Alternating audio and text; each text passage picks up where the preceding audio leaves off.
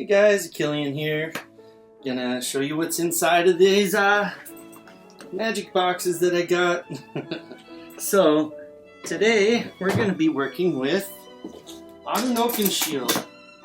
Let me open this guy for you. I love my little deck box here. So Adun Oakenshield is one of my favorites, and I will show you exactly why we love this deck here.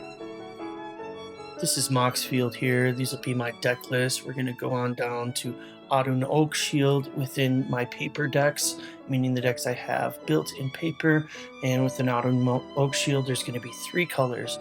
We got like about 5 mana dorks right in the beginning here, things that'll help you get out your mid to large creatures for the late game win. You could get this done earlier if you're able to cheat these creatures out. And in these big creature slots or mid creature slots, you have a lot of big game changing type effects, things that'll really turn the game in your favor, or just really large power here at the end with the large mana slot creatures. And then you've got some instants and sorceries that are going to help you plop your creatures out quick and removal in those slots.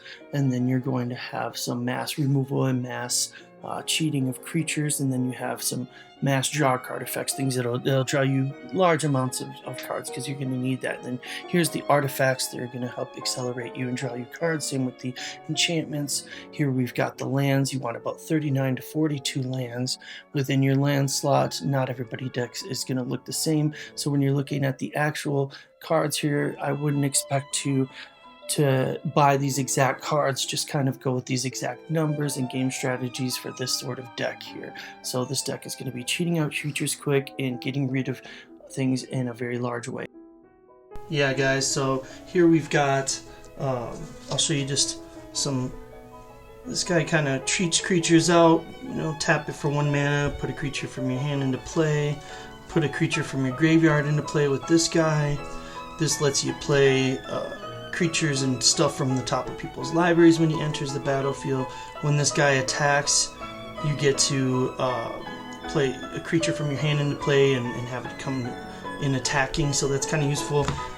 This right here makes everybody sack a creature, but then you get to return a creature. Rise of the Witch King is really good. And then we've got Reanimate, 1 mana, put a creature into play, classic card. Living Death makes everyone put their creature from play in the exile pile. Then you put every creature from the graveyard into play, then put those cards that you put into the exile pile into your graveyard. So that's a really nice way to get all your creatures that were put into your graveyard somehow, some way, into play all at once. And then here's some great card advantage creature, some creatures that have utilities and indestructible reach, can block creatures with flying. Then of course it pumps all of your creatures during combat by doubling their power.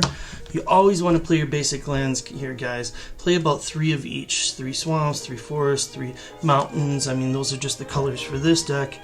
We've got Worldspine Worm as a finisher, and Galta as a finisher here. The Galta can actually have a cost reduction there. When Worldspine Worm dies, it leaves behind huge bodies, so that's really nice. And then we also have the mana acceleration cards. Classic Birds of Paradise, tap to add 1 mana. Arbor Elf, really good, untaps your lands that have multiple mana production, and so like this will untap a forest, but it can also have a land that taps for a mountain as well. And then we have artifacts and things like that add mana, do things for you, draw a card, so that's pretty good.